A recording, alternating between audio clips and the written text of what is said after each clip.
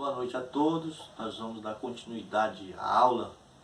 A aula anterior, a aula 1, nós definimos ética no sentido geral e nós também definimos ética no sentido cristão.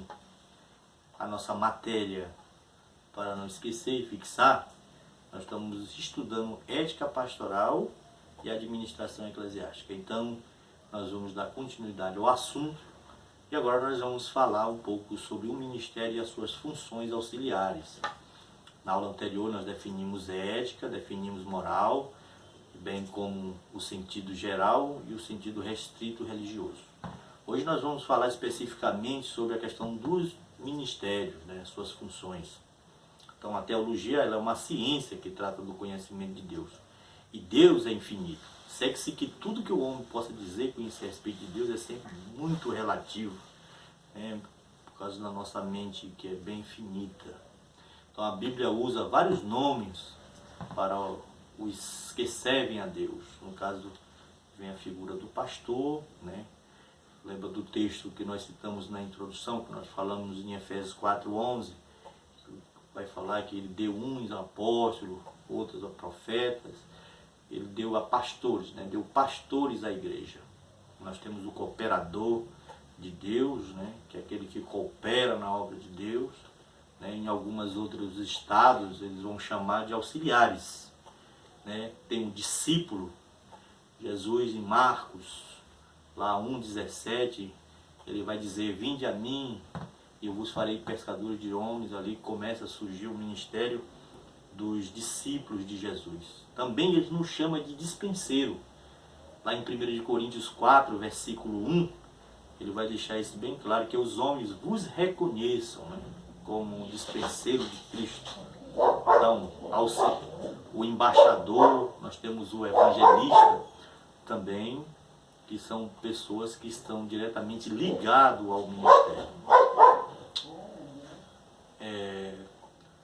Também tem outras designações com relação ao ministério e suas funções. No caso seria o homem de Deus, o mensageiro, o ministro da palavra, o obreiro, o servo, o soldado.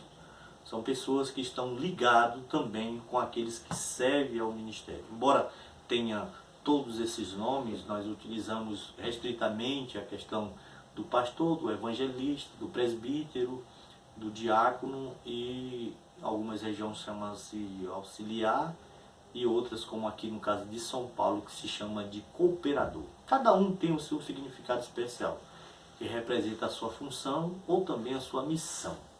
No caso, o pastor é aquele que apacenta, aquele que alimenta, que cuida, que dirige, que guia, que guarda. É uma palavra que tem uma extensão muito grande. Por exemplo, na sua casa, você é o pastor da sua casa, você é pastor da sua esposa, você é pastor dos seus filhos. Então, esse modo de pastorear, ele é muito abrangente. O cooperador significa que eu coopero com alguém, É uma pessoa que transmite o evangelho também, não é nada mais e nada menos do que aquele que coopera na obra. Então, o pastor também é um cooperador, o evangelista também é um cooperador. E o evangelista, o pastor, ele também é um discípulo, ele não deixa de ser discípulo, porque significa que é aquele que aprende com alguém. E nós estamos sempre nessa fase nós nunca saímos da fase do aprendizado. Quanto mais nós aprendemos, mais há uma necessidade de aprender.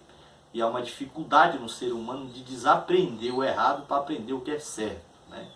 Nós temos essa dificuldade. Nós somos muito lentos para aprender, porque o aprendizado é uma coisa dolorosa e demora tempo. Por isso que Paulo até vai dizer nas epístolas, diz: eu aprendi assim, aprendi dessa forma, dessa outra forma, mostrando que a vida é um aprendizado constante e contínuo.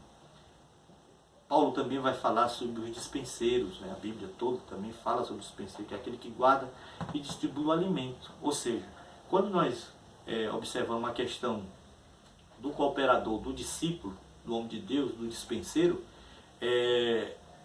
mesmo que ele chegue a ser um pastor, ele nunca vai deixar de ser um cooperador, um discípulo e um dispenseiro. Servo de Deus, embaixador de Cristo, aquele que leva a palavra, aquele que guarda, distribui o alimento. Esse é o dispenseiro.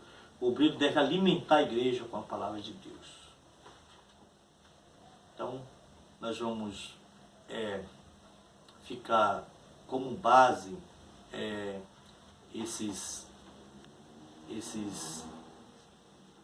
essa extensão de obreiros que nós trabalhamos. Nós sabemos que existe diversidade de ministério, mas o mesmo é o Senhor. A palavra ministério significa serviço que nós prestamos na obra. Embora exista diversos ministérios, mas o Senhor é o mesmo. O Senhor é dono de todos. Então que o diácono, o presbítero, eles ocupem função dentro da obra. Nós aprendemos que essas funções, cada obreiro precisa ter em mente a sua responsabilidade da sua chamada. Na próxima aula nós vamos falar melhor esse assunto, mostrando como se dá essa chamada e o que Cristo vê sobre essa chamada. Essa é a nossa próxima lição. Que Deus os abençoe em Cristo Jesus.